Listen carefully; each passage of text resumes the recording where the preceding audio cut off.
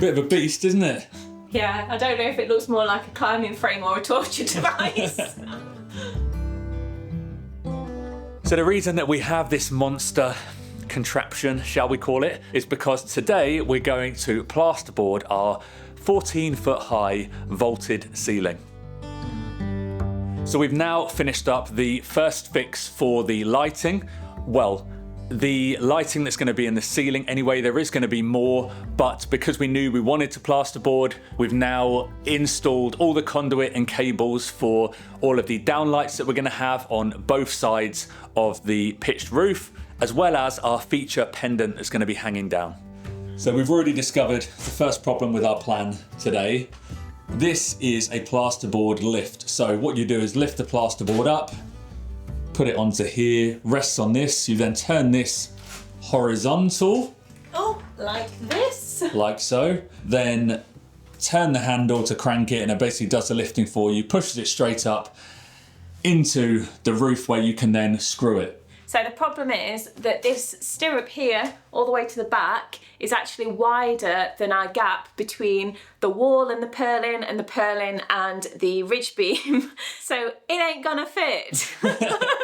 We definitely want to find a way to use this because I can't even reach the top of the roof if I was stood on the top of the extension on the scaffold, which is a super precarious position to be in anyway. So what we're thinking might be possible is if we turn these all the way back, so it makes it a lot narrower, but obviously it's not going to be as supported, so we're going to have to deal with a bit of jiggling. But I think that at the moment is maybe the best option we've got. I think it's the only option, but it's going to be a tad sketchy. Okay, 130. 130.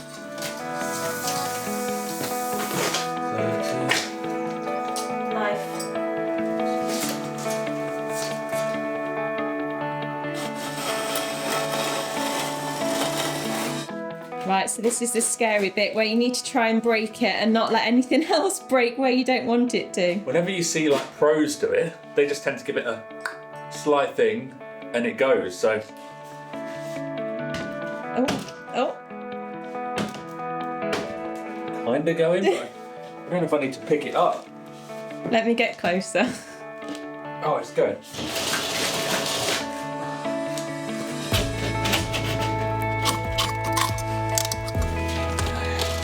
Just like that. Just like that.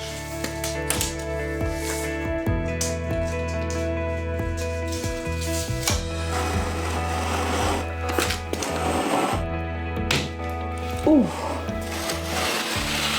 So now's probably as good a time as any to mention that we've never done any plasterboarding before. So tackling a ceiling, a vaulted ceiling and a pretty high one is going to be a bit of a baptism of fire.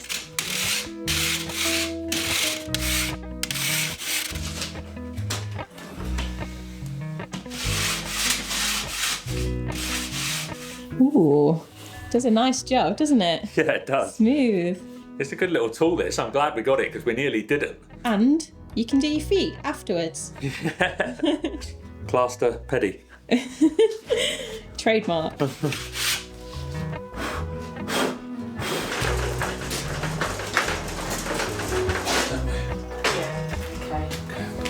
So with this first smaller piece that we're putting on, the reality is I could probably lift this, walk up a ladder with it above my head and just get a few screws in to hold it in place. But it seems like a wise idea to use a small piece to test the lift first rather than a whole board because we've never used it before. It's a bit clunky. We did a bit of a test drive without a bit of plasterboard on it. And yeah, it's a little bit clunky when you start getting higher. So if the thing falls, it's not a whole sheet.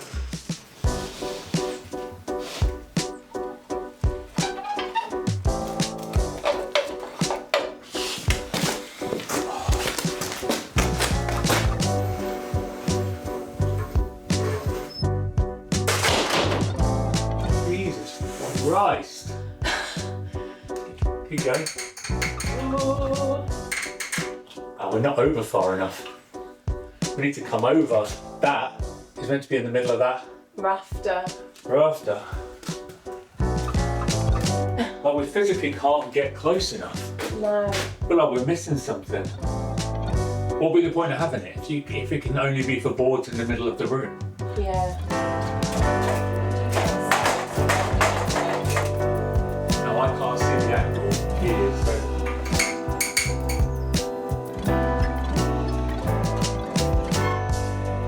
No, it's getting caught on the purlin. So let me roll it back a bit.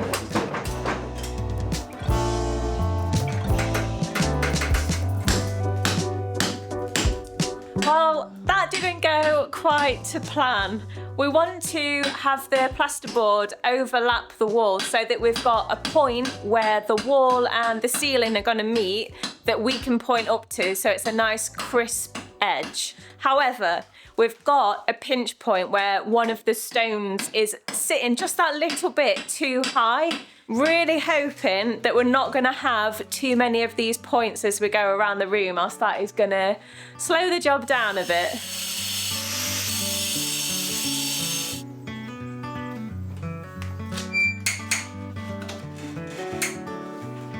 I think we're going to have to shave these down. So we're coming back down again. Yeah. God.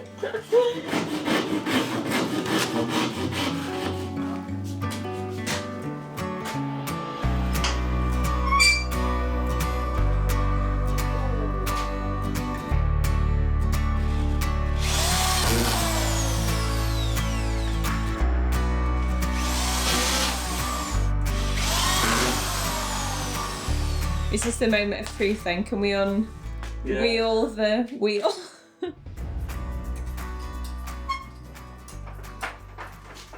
Oh, lovely job. I'm very happy that this week we're partnering again with Foreo. As you might know, I've become a big fan of their UFO 3 during this past year. This is a deep hydration facial device, but they have a whole range of self-care products that give you luxurious spa-like treatments at home.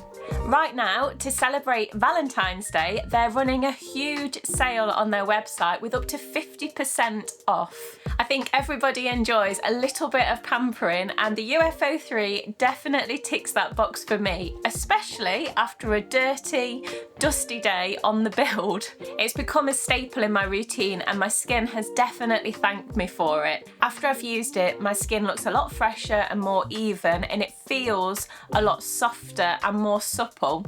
I love that there are loads of different masks to choose from. Some purify, some brighten, and some are to use just before bed. So whatever you feel like your skin needs, you can always find the perfect one. But what they all have in common is that they feel really indulgent and they are super hydrating.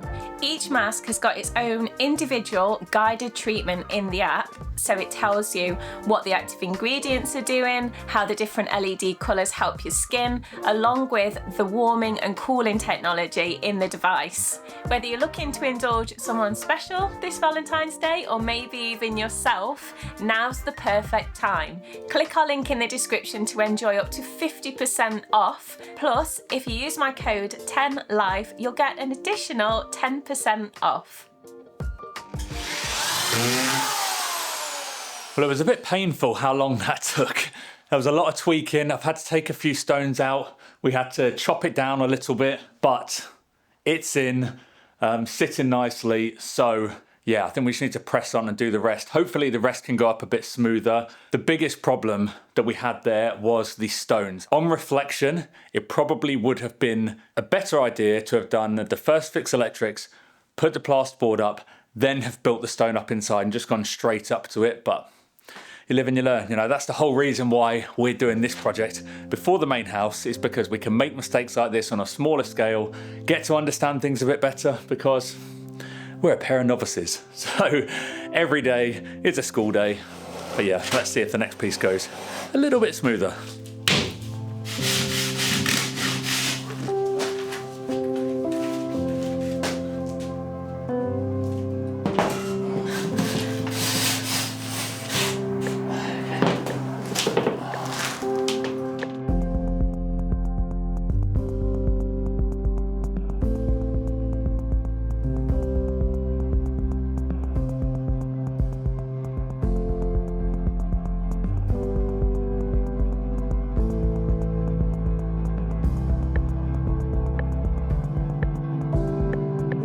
Well, that thankfully went much quicker, but it was still pretty fiddly to make sure that the board was in the right place and it wasn't catching. We thought that the lift was going to make it an absolute breeze to get these boards into position, but it's not the case so far. Yeah, I mean, once the board is in position, it's much easier because we're not having to hold it up, but actually maneuvering it in, getting it close enough to the wall, moving it over to butt it up to the other piece, getting it straight on the purlin, that's the fiddly bit, isn't it? But yeah, I just cannot believe how slow we've been.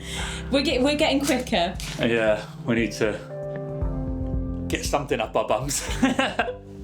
I'll leave that one to you.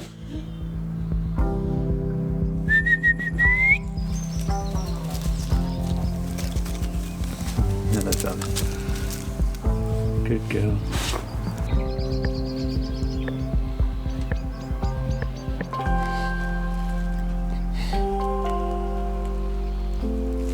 Good job.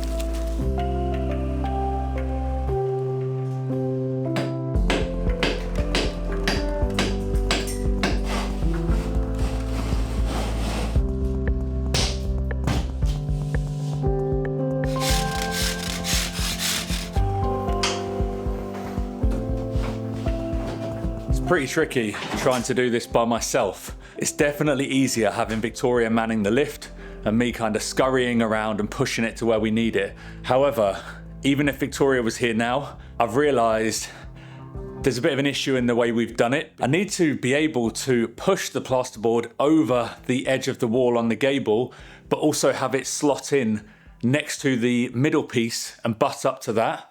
Going forward, what we're going to have to do is put the side pieces in first and then fit a piece in the middle that can just go straight up. Doesn't really help me for now though, because I'm not taking down that big sheet we've already put up. Victoria's not going to be very happy with me when she sees this, because the one rule when I'm working by myself is don't do anything risky, but I really want to get some more done because today has just not gone the way we wanted it to. So I think what I'm going to have to do is bin off the plasterboard lift and kind of carry it up on the ladder in an effort to push it into the slot and then push it up against the rafters. Maybe that won't work either, and maybe this whole day just is down the toilet, but we'll see. Let's give it a go.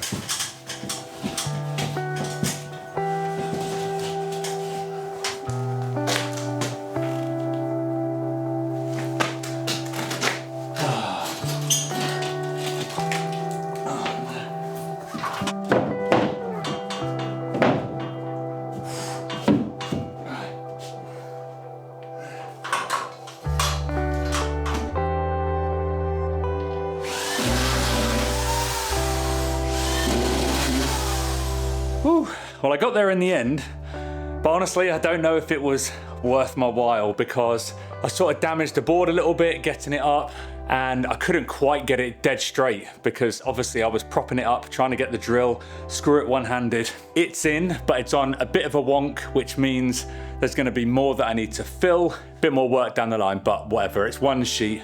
I am gonna call it now. I think this is a two-person job. If I was a pro, it'd be a different story. I've seen pros whip through and do stuff by themselves, but this is the first time we've ever done it, so I think I'm better off taking it easy, trying to get a bit of rest, and Victoria and I will hit it early in the morning, because we were a bit late starting today as well. So hopefully, big productive day tomorrow.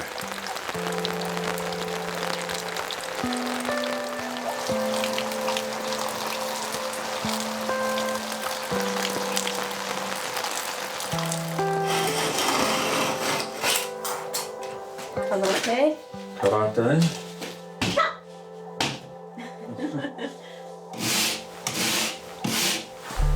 Sit. Thank you.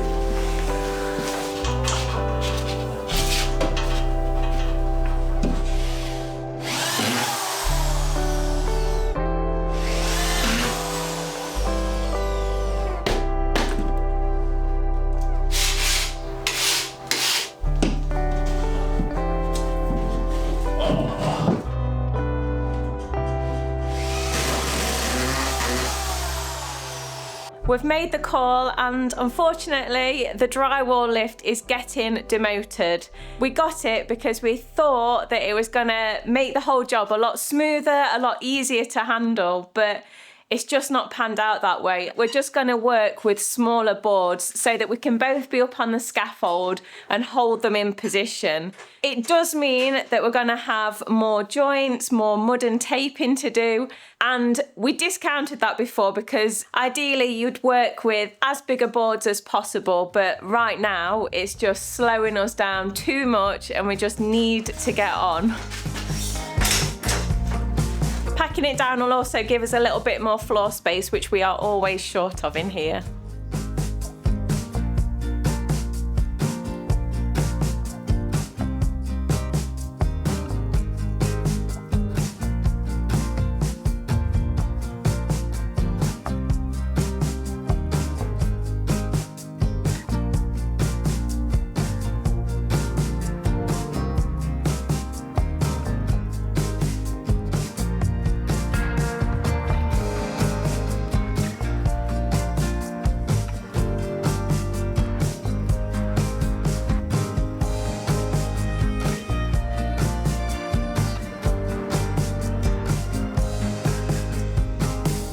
Right, halfway there, and apart from our little hiccup there, not looking too shabby.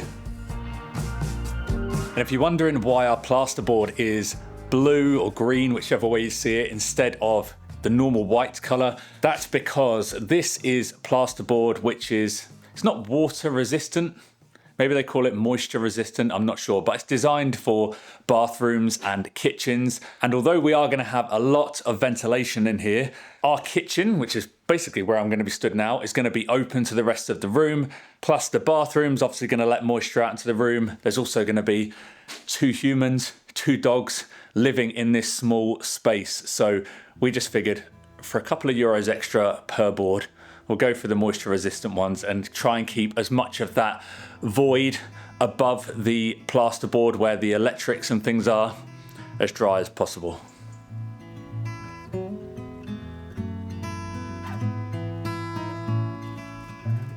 We're both desperate to get some windows and an insulated or double glazed door on the tiny house, because on days like today where it's cold outside, it basically feels like you're working outside when you're in there. It's been a bit of an ongoing saga, to be honest. We've had a few, how do I describe it? Not so great experiences with a couple of local firms. We had a really interesting meeting the other day with a new place which is a little bit further away, but they're happy to come to us to fit them. But it's a bit more expensive than what we were planning on, but we'll see. At least we're making progress. So hopefully it won't be too much longer till we can have some in. And on a side note, for those of you that have been following us for a long time, the moles are back with a vengeance. This year, we're just letting Poppy take care of them. Well, do her best to anyway. She absolutely loves digging them up and taking care of them, shall we say, to sound a bit nicer. But yeah, there's a lot of them. So she's going to be keeping herself very busy, and we're finding ourselves with lots of holes all over the place and a very brown-faced dog at the end of it.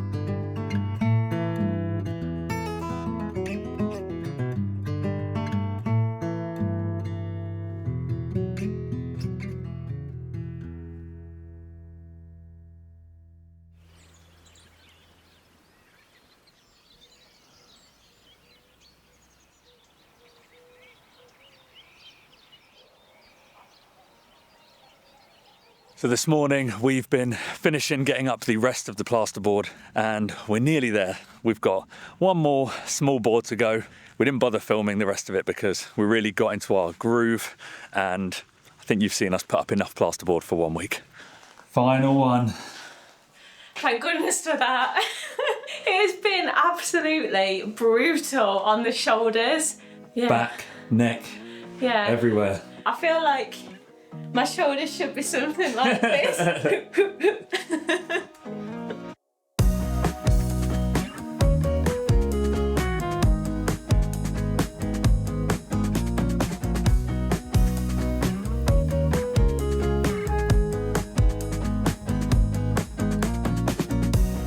It really does look so different in here now, doesn't it? Pretty sure it sounds different as well. Yeah, I think all plasterboard has acoustic properties, so it will change it. Well, that makes sense. It's very aquamarine in here now.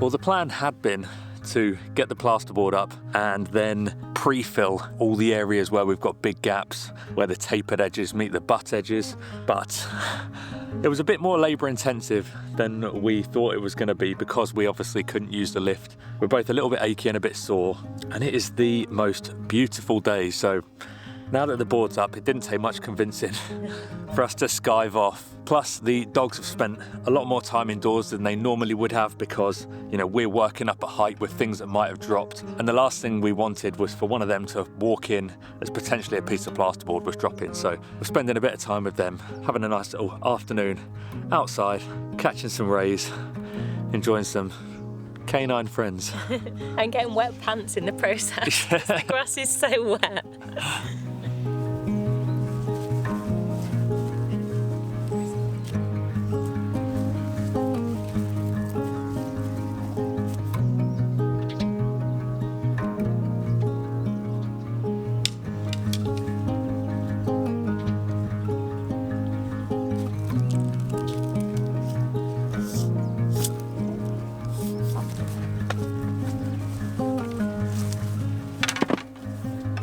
I'm quite chuffed that these have started to come through there. I didn't think they were going to sprout at all, hence why I never built a teepee for them, and now I've got this mess to deal with. Our veg garden has got a lot smaller. These two beds are the only ones where I've managed to get round and put the wire mesh on the bottom to stop voles coming up and eating all the vegetables and destroying the roots. The rest of the beds I do want to do, but I've just not got round to it. So at the moment, we're just confined to these two beds. These Monchatoos have gone absolutely bonkers and they got blown off the teepee. We had a few big storms and I came out one morning and I noticed they were all down, but I think we're going to need to do a bit of a detangle job on them as well. They're all intertwined. I just spotted our first Monchatoos of the season. Look at him. I was looking at the flower and then I just spotted this little weenie. Do you want it? No, leave it be. Let it grow.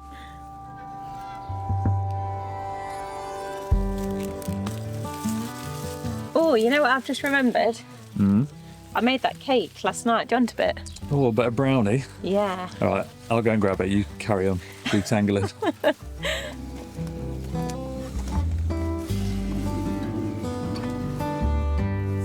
Voila. Thank you. Are you going to watch me eat it? No. Hello, buddy. Not for you, big boy. Too much chocolate.